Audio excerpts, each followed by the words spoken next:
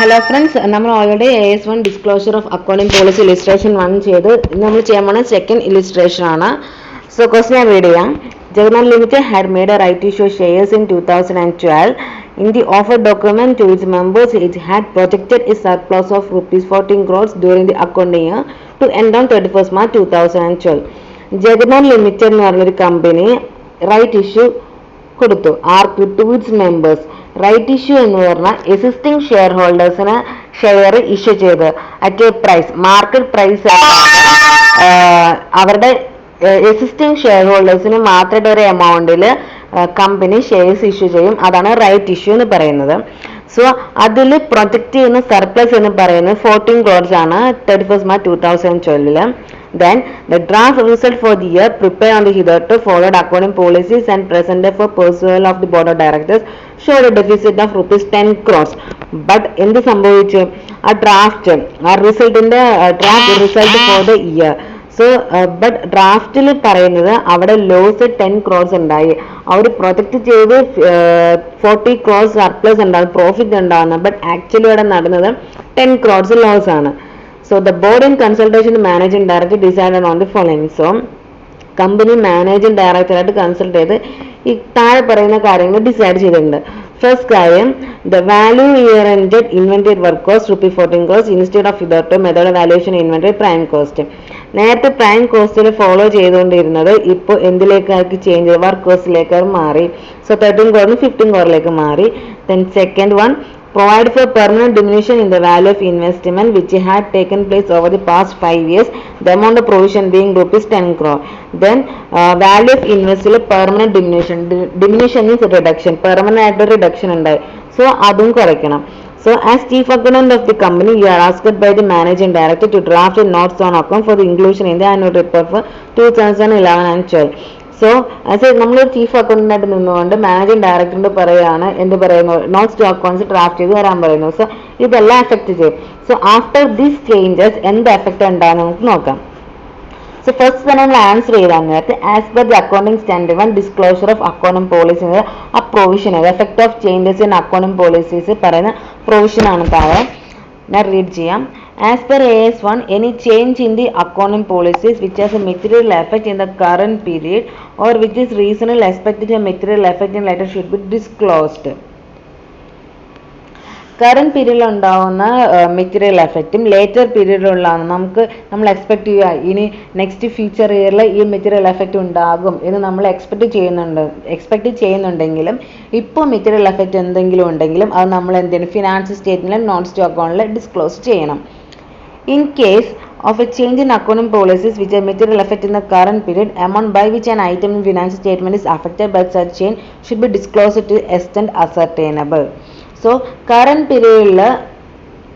പീരീഡിൽ എന്തെങ്കിലും material effect ഉണ്ടായി ആ എമൗണ്ട് അസർട്ടൈൻ ചെയ്യാൻ പറ്റുന്നുണ്ടെങ്കിൽ നമ്മളത് ഡിസ്ക്ലോസ് ചെയ്യണം. Where such amount is not ascertainable wholly or in part, the fact should be indicated. നമുക്ക് ആ എമൗണ്ട് അസർട്ടൈൻ ചെയ്യാൻ പറ്റുന്നില്ലെങ്കിൽ ആ ഫാക്ട് നമ്മൾ ഡിസ്ക്ലോസ് ചെയ്യണം. Accordingly, the notes on account should properly disclose the change and its effect. So നമ്മൾ notes financial സ്റ്റേറ്റ്മെന്റിൽ notes on അക്കൗണ്ടിൽ എന്ത് ചേഞ്ച് ആണ് ഉണ്ടായതെന്നും ആ ചേഞ്ച് കാരണം എന്ത് എഫക്റ്റ് ആണ് ഉണ്ടായതെന്നും നമ്മൾ ഫിനാൻഷ്യൽ സ്റ്റേറ്റ്മെന്റിൽ ഡിസ്ക്ലോസ് ചെയ്യണം. സോ അതാണ് നമ്മൾ ചെയ്യാൻ പോകുന്നത്. സോ ഇവിടെ സർപ്ലസ് 14 crore പ്രൊജക്ട് ചെയ്തു. ബട്ട് നടന്നത് എന്താണ്? ഡെഫിസിറ്റ് ഓഫ് rupees 10 crores 10 ലക്ഷം രൂപ ലോസ് ഉണ്ടായത്. ദെൻ ഈ ചേഞ്ചസ് എങ്ങനെ കാണിക്കാന്ന് വെച്ചാൽ ഫസ്റ്റ് അനലൈസ് ചെയ്ത് നോക്കിയാൽ value year and inventory work cost 15 crores instead of the hitherto method of valuation inventory at prime cost. Prime cost എന്ന് പറയുന്നത് നമ്മൾ കോസ്റ്റിംഗിന് പറയുന്നത് prime cost equal to direct raw material plus direct labour plus direct expenses ആണ് prime cost എന്ന് പറയുന്നത്. ഇതാണ് prime cost. Prime cost equal to raw material plus direct labour plus direct expenses. അങ്ങനെ വാല്യൂ ചെയ്ത ഇൻവെന്ററി നിന്ന് നമ്മൾ എന്തിലേക്ക് മാറി? Work cost എന്ന് പറയുന്നത് raw materials plus direct labour plus direct expenses plus factory overhead. So work കോസ്റ്റിൽ നമ്മൾ എന്തും കൂടി ആഡ് ചെയ്ത് വർക്ക് കോസ്റ്റിൽ നമ്മൾ ഫാക്ടറി ഓവർഹെഡും കൂടെ ആഡ് ചെയ്തത്. So work cost equal to prime cost plus factory overhead, അത് 15 crores ആയി മാറി. So 13 crores 15 crores value inventory value ചെയ്തപ്പോൾ അവിടെ ഇൻവെന്ററിയുടെ വാല്യൂ കൂടി. നമ്മൾ ഓൾറെഡി ഇലിസ്ട്രേഷൻ 1 പറഞ്ഞിട്ടുണ്ടായിരുന്നു, ക്ലോസിംഗ് സ്റ്റോക്ക് കൂടുകയാണ് പ്രോഫിറ്റ് കൂടുകയും ക്ലോസിംഗ് സ്റ്റോക്ക് കുറഞ്ഞു കഴിഞ്ഞാൽ പ്രോഫിറ്റ് കുറയുകയും ചെയ്യുന്നു. ഇവിടെ ഇൻവെന്ററി വാല്യൂ ചെയ്തത് 15 crore അവിടെ 13 to 50 വന്ന്. സോ അവിടെ 20 crores ഇൻക്രീസ് ചെയ്ത, അവിടെ ഇൻവെന്ററിയുടെ വാല്യൂ 20 crores ഇൻക്രീസ് ചെയ്യും, പ്രോഫിറ്റ് 20 crores കൂടുകയും ചെയ്യും. അതാണ് അവിടെ ഉണ്ടാകുന്ന എഫക്റ്റ്. ഈ ചേഞ്ച് കാരണം അവിടെ ഉണ്ടാകുന്ന എഫക്റ്റ് ആ 20 crores പ്രോഫിറ്റ് കൂടി എന്നതാണ്. Then second analysis നോക്കുകയാണെങ്കിൽ provide for permanent diminution in the value of investment which had taken place over the past 5 years, the amount of provision being 10 crores. അവിടെ permanent diminution in the value of investment വാല്യൂയിൽ permanent ആയിട്ട് reduction ഉണ്ടായി 10 crores. അങ്ങനെ 10 crores deduction ഉണ്ടായപ്പോൾ investment കുറഞ്ഞു. Investment കുറയുമ്പോൾ എന്ത് സംഭവിക്കുന്നുണ്ട്? പ്രോഫിറ്റും കുറയുന്നുണ്ട്. അതാണ് അവിടെ പ്രോഫിറ്റ് കുറഞ്ഞു. ഈ ഫസ്റ്റ് വൺ പറയുന്ന inventory value as per AS 2 പ്രകാരം valuation of value of investment അത് AS 13 അക്കൗണ്ടിങ് ഫോർ ഇൻവെസ്റ്റ്മെന്റ്. അതൊരു രണ്ട് accounting standard AS 2 AS 13. So നമുക്ക് ആൻസർ നോക്കാം. During the year, inventory has been valued at factory cost against the practice of valuing its prime cost as the practice till last year. This has been done to take cognizance of the more capital intensive method of production on account of heavy capital expenditure during the year. As a result of this, the year-end inventory has been valued 15 crores and profit was increased by 15 crores. So, the factory cost value ചെയ്ത് instead of the prime cost. So ആ ടൈമിൽ result profit for the year is increased by 20 crores. Then second analysis, the company decided to provide 10 crores for permanent diminution in the value of investment which has taken place over the period of 5 years. The provisions are reduced the profit. So ആ provision അവിടെ വന്നതുകൊണ്ട് എന്ത് സംഭവിക്കുന്നു? Profit 10 crores കുറയുന്നു. ഇൻവെസ്റ്റ്മെന്റിൽ വാല്യൂല് 10 crores permanent deduction വന്നപ്പോൾ profit എന്തായി മാറി? പ്രോഫിറ്റും 10 crores കുറഞ്ഞു. സോ ഇവിടുത്തെ നെറ്റ് എഫക്റ്റ് എന്ന് പറയുന്നത് ഇവിടെ ഓൾറെഡി എത്രയാണ് ഡെഫിസിറ്റ് ഉണ്ടായിരുന്നത്? 10 crores. ഇവിടെ എഴുതാം 10 crores മൈനസ് 10 പ്ലസ് അവിടെ എത്ര പ്രോഫിറ്റ് ഉണ്ടായി? ഫസ്റ്റ് ഇയറിൻ്റെ വാല്യുവേഷനിൽ ഇൻവെന്ററി വാല്യൂ ചെയ്തപ്പോൾ 10 crores പ്രോഫിറ്റ് കൂടി. So then minus then investment value കുറഞ്ഞപ്പോൾ 10 ആയി. സോ ആക്ച്വൽ നെറ്റ് എഫക്റ്റ് എന്ന് പറയുന്നത് 0 ആണ്. അവിടെ എഫക്റ്റ് ഒന്നും ഉണ്ടാകുന്നില്ല. അതാണ് ഈ ക്വസ്റ്റ്യനിൽ പറയുന്നത്. ഇതൊരു ഇമ്പോർട്ടൻറ്റ് ക്വസ്റ്റ്യൻ ആണ്. Illustration 1 and 2 is important.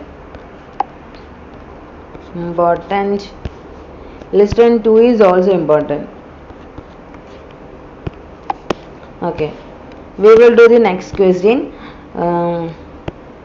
ഈ ക്വസ്റ്റ്യൻ റീഡ് ചെയ്യുമ്പോൾ എല്ലാവർക്കും ഡിഫിക്കൽട്ടായിട്ട് ഫീൽ ചെയ്യും. ബട്ട് ഇതിൽ അങ്ങനെ ഒന്നുമില്ല. ജസ്റ്റ് നമ്മളെ കോൺസെപ്റ്റ് മനസ്സിലാക്കിയാൽ മാത്രം മതി. സോ പറയാം.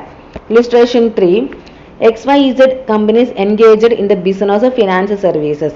സോ XYZ എന്ന് പറഞ്ഞൊരു കമ്പനി ഫിനാൻസ് ലോൺ കൊടുക്കുക, ബോറോയിങ്സ് അതുമായി റിലേറ്റ് ചെയ്ത ബിസിനസ് ചെയ്യുകയാണ്. And is undergoing tight liquidity position. So അവർക്ക് ടൈറ്റ് ലിക്വിഡിറ്റി പൊസിഷൻ വന്നു. Since most of the assets of the company are blocked in various claims of petition in special court. So അവിടെ most of the അസറ്റ്സും blocked ആണ്. So XYZ has accepted inter corporate deposit ICDS എന്ന് പറഞ്ഞാൽ അത് നമ്മൾ CA ഇന്റർമീഡിയറ്റിലെ deposit ലോയിലെ deposit ചാപ്റ്ററിൽ ICDSനെ കുറിച്ച് പറയുന്നുണ്ട്. So then and it is making its best effort to settle the dues. So അവർ എന്ത് ചെയ്യാൻ മാക്സിമം ഡ്യൂസ് സെറ്റിൽ ചെയ്യാൻ ട്രൈ ചെയ്യുന്നുണ്ട്. There were claims at a varied rates of interest from lenders. So ഇവർ പല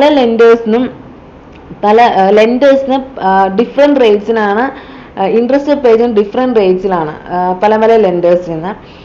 then from the due date of ICDS to the date of repayment the company has provided interest as per the terms of the contract till due date and a note for non-provision of interest on the due date to date of repayment was affected in the financial statement. ഇതെന്താണെന്ന് വെച്ചാൽ 31st March ഒരു ഇയറിൽ ഇതാണ് due date. ഈ due date വരെ ഇവർ എന്ത് ചെയ്തിട്ടുണ്ട്? ഇൻട്രസ്റ്റ് പേ ചെയ്തിട്ടുണ്ട്. ഈ ഡ്യൂ ഡേറ്റ് വരെ ഇവർ ഇൻട്രസ്റ്റ് പേ ചെയ്തിട്ടുണ്ട്. അതാണ് ഇവിടെ പറയുന്നത് the company has provided interest. അവിടെ ഇൻട്രസ്റ്റ് അവർ കൊടുത്തിട്ടുണ്ട്. അവിടെ ഇൻട്രസ്റ്റിന്റെ എൻട്രി എങ്ങനെയാണ് വരുന്നത് വെച്ചാൽ ഇൻട്രസ്റ്റ് എക്സ്പെൻസ്, അതൊരു എക്സ്പെൻസ് ആണ്. ഡെബിറ്റ് ടു ഔട്ട്സ്റ്റാൻഡിങ് ഇൻട്രസ്റ്റ്, അത് നമ്മൾ എന്തായിട്ട് കാണുന്നു? ലയബിലിറ്റി ആയിട്ട് കാണുന്നു. സോ നമ്മൾ അവിടെ എന്താണ് interest expense account debit to outstanding interest. കാരണം ടു ഔട്ട്സ്റ്റാൻഡിങ് ഇൻട്രസ്റ്റ് നമ്മളവിടെ ക്യാഷ് പേയ്മെന്റ് കൊടുത്തിട്ടില്ല, അതൊരു ഔട്ട്സ്റ്റാൻഡിങ് ആണ്. സോ നമ്മുടെ ഇൻട്രസ്റ്റ് ജേണൽ എൻട്രി അവിടെ പാസ് ചെയ്തിട്ടുണ്ടെന്നാണ് പറയുന്നത്. The companies provide interest as per the terms of the contract till the due date വരെ. ഈ ഡ്യൂ ഡേറ്റ് വരെ എന്ത് ചെയ്തിട്ടുണ്ട്? ഇൻട്രസ്റ്റ് പേ ചെയ്തിട്ടുണ്ട്. And a note for non provision of interest on due date to the date of repayment was affected. Then അവരൊരു note പറയുന്നുണ്ട്, ഈ due ഡേറ്റിന് ശേഷം റീപേയ്മെന്റ് നടത്തുന്നവരെ ഇവിടെ എന്ത് സംഭവിക്കുന്നുണ്ട്? ഇവിടെ അവർ എന്ത് ചെയ്യുന്നില്ല? ഇൻട്രസ്റ്റ് നോൺ റീപേയ്മെന്റ് ആണ്, interest non provision of interest ആണ്. അവിടെ ഇൻട്രസ്റ്റ് കൊടുക്കുന്നുണ്ടെന്ന് എൻട്രി ഒന്നും അവിടെ പറയുന്നില്ല. അത് എന്തിനെ അഫക്റ്റ് ചെയ്ത്? ഫിനാൻസ് സ്റ്റേറ്റ്മെന്റിനെ അഫക്റ്റ് ചെയ്യുന്നുണ്ട്. അതാണ് ഇവിടെ പറയുന്നത്. The company has provided interest as per terms of the contract till due date and a note for non-provision of interest on the due date repayment is affected in the finance statement. On account of uncertainties existing regarding the determination of the amount and in the absence of any specific legal obligations at present as per the terms of the contracts, the company considered that these claims are nature of claims against the company not acknowledged as debt. ഇതെന്താ പറയുന്നതെന്ന് വെച്ചാൽ ഇവർക്ക് amount ascertain ചെയ്യാൻ സാധിക്കില്ല. Amount ascertain ചെയ്യാൻ പറ്റാത്തതുകൊണ്ടും specific legal obligation absence മൂലം അവിടെ ആ ക്ലെയിം എന്തായിട്ട് ഒരു കൺസിഡർ ചെയ്യുവാണ്? Claims against the company not acknowledged as ഡെപ്റ്റ്. അത് അവരുടെ പ്രസന്റ് ഒബ്ലിഗേഷൻ അല്ല, അത് കണ്ടീജന്റ് ലയബിലിറ്റി ആയിട്ട് മാറ്റുന്നു. അത് ഫ്യൂച്ചറിൽ പേ ചെയ്യേണ്ടതെന്നും പറഞ്ഞ് അവർ കൺസിഡർ ചെയ്യുകയാണ്. അത് കണ്ടീജന്റ് ലയബിലിറ്റി ആയിട്ട് കൺസിഡർ ചെയ്യുന്നു. And the sale has been disclosed by way of note in the accounts instead of making a provision in the statement of P&L. So provision create ചെയ്യുന്നതിന് പകരമായിട്ട് നോട്ട്സ് ടു അക്കൗണ്ടിൽ അതൊരു contingent liability ആണെന്ന് പറഞ്ഞ് അവർ disclose ചെയ്യുവാണ്. അതാണ് ഇവിടുത്തെ ക്വസ്റ്റ്യനിൽ പറയുന്നത്. ക്വസ്റ്റ്യൻ ഒന്നുകൂടും പറയാം. അവര് ഒരു ഫിനാൻഷ്യൽ സർവീസ് ബിസിനസ് ആണ്, ലോൺ കൊടുക്കുക എടുക്കുക, ആ ബിസിനസ് ആണ് അവർ ചെയ്യുന്നത്. ദെൻ അവർ മാക്സിമം അവരുടെ കുറച്ച് ഡ്യൂസ് ചെയ്യുന്നുണ്ട്. മാക്സിമം അവർ ട്രൈ ചെയ്യുന്നുണ്ട് ഡ്യൂസ് സെറ്റിൽ ചെയ്യാൻ വേണ്ടി. സോ പല ലെൻഡേഴ്സിനും കുറെ ലെൻഡേഴ്സ് ഉണ്ട് അവരുടെ നിന്ന് ഡിഫറെന്റ് റേറ്റ്സിലാണ് ഇൻട്രസ്റ്റ്. ഡിഫറെന്റ് ലോൺ എടുക്കുന്നുണ്ട്, ആ ലോണിന്റെ ഇൻട്രസ്റ്റിന് ഡിഫറെന്റ് റേറ്റ്സ് ആണ്. സോ ഇവരെന്ത് ചെയ്യുന്നത് വെച്ചാൽ ഡ്യൂ ഡേറ്റ് വരെ ഇൻട്രസ്റ്റ് പേ ചെയ്യുന്നുണ്ട്. ഡ്യൂ ഡേറ്റിന് ശേഷം ഇവർ എന്ത് ചെയ്യുന്നില്ല? ഇൻട്രസ്റ്റ് പേ ചെയ്യുന്നില്ല. സോ ഡ്യൂ ഡേറ്റ് വരെയുള്ള ജേണൽ എൻട്രി ഇടുന്നുണ്ട്. After the due date to the repayment അവർ ജേണൽ എൻട്രി പാസ് ചെയ്യുന്നില്ല.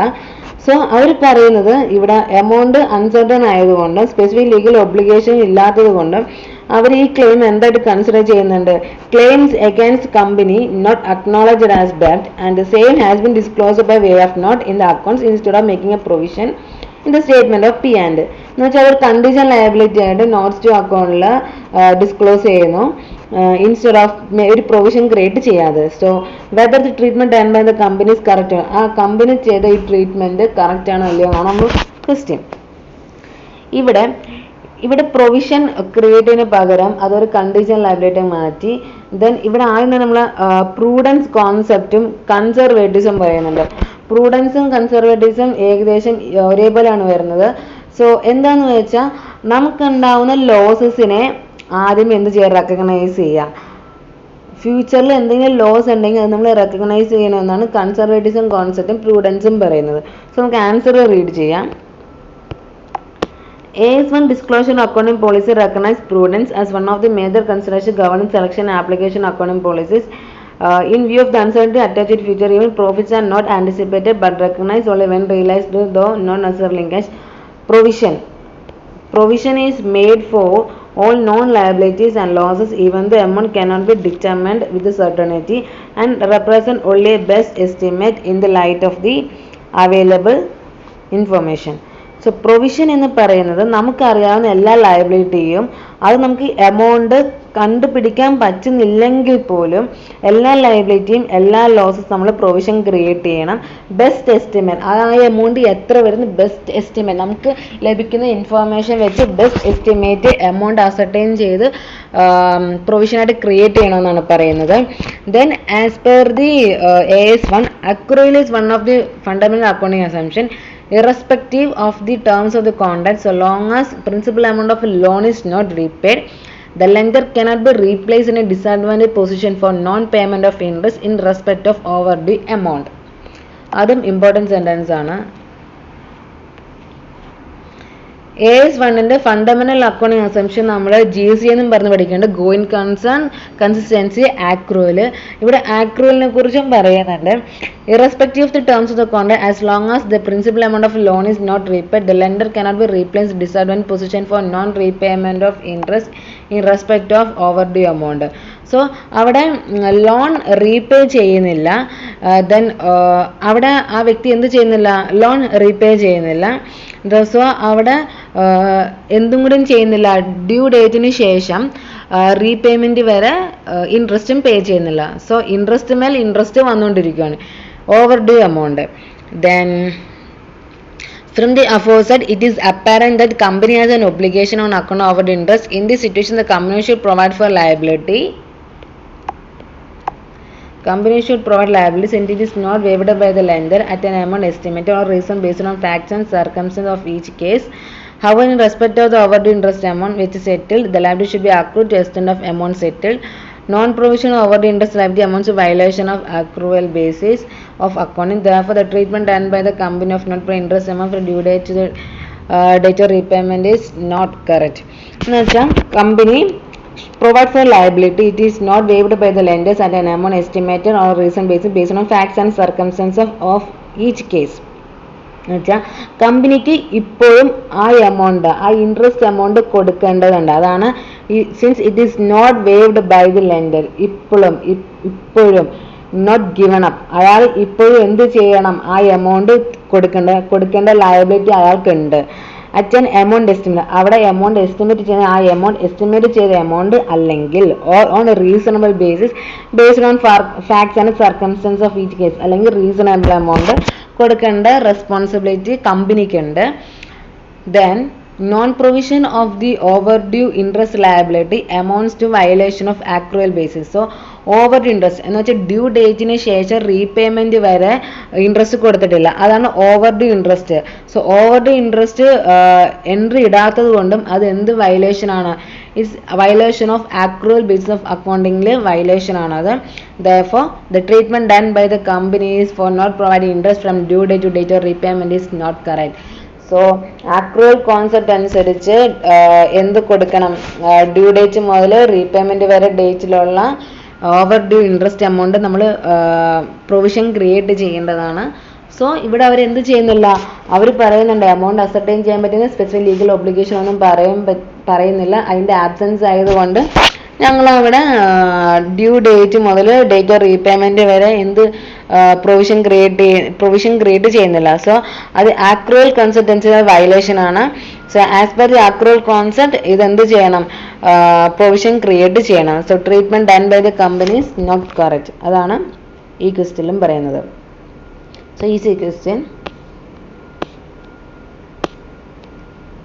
ദെൻ ടെസ്റ്റ് യുവർ നോളജിലെ multiple choice questions. Which of the following is not a major consideration in selection and application of accounting policies? ഏതാണ്? Comparability. Then adoption of different accounting policies by different companies operating in the same industry affect which of the qualitative characteristics the most? Comparability. ഓരോ കമ്പനിയും ഓരോരോ different policies adopt ചെയ്യുമ്പോൾ compare ചെയ്യാൻ ഭയങ്കര ബുദ്ധിമുട്ടായിരിക്കും. Then next one, which of the following would not be correct in relation to disclosures to be made in financial statements after making any change in an accounting policy? നമ്മൾ ഇത്രയും നേരം ചെയ്ത question അത് തന്നെ, effect of changes in accounting policies. ഏത് statement ആണ് correct അല്ലാത്ത? Not correct, wrong. ഏതാണ് wrong? അതാണ് പറയുന്നത്. Any change in accounting which has a material effect should be disclosed. The amount by which in any 18 financial statement affected by sufficient to be disclosed to the extent ascertained, where such amount is not ascertained wholly or part, the fact should be indicated. If a change is made in accounting policy which has no material effect on the financial statement for the current period, but which is reasonably expected material effect later, the fact is sufficient should be appropriately disclosed. ഈ question ഇതാണ് material effect ഒന്നുമില്ല current പീരീഡിൽ. അതാണ് ഇതാണ് അതിൻ്റെ correct version. If a change is made in accounting policy which has a material effect on the finance statement for the current period and is reasonably expected to material effect in later period, the facts of such change should be appropriately disclosed only in the later period, that is yes next to the year in which the changes ആണ്. Later പീരീഡിലല്ല, sorry ഇതല്ല,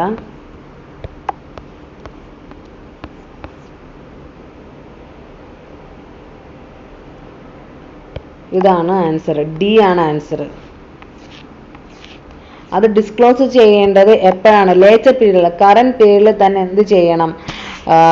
disclose ചെയ്യണം. കാരണം if a change is made in the accounting policy which has no material effect on the finance statement for the current period by which is reasonably expected to material effect in later period. ഇപ്പോൾ current പീരീഡിൽ effect ഒന്നുമില്ല, but later പീരീഡിൽ effect ഉണ്ടാകാം. So ആ fact നമ്മൾ ഈ പീരീഡിൽ current പീരീഡിൽ എന്താണ് ഡിസ്ക്ലോസ് ചെയ്യണം. ഈസ് ആൻസർ കറക്റ്റ് ആണ്. ഇതാണ് റോങ്. സോ ലേറ്റർ പീരീഡിലല്ല ചെയ്യേണ്ടത്. എപ്പോഴാണ് ചെയ്യേണ്ടത്? കറന്റ് പീരീഡിലാണ് ചെയ്യേണ്ടത്. Then theoretical question, what are the three fundamental accounting assumptions recognized by accounting standard 1?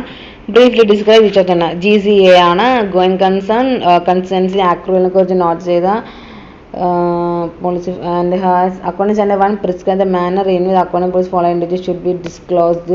Fifth one,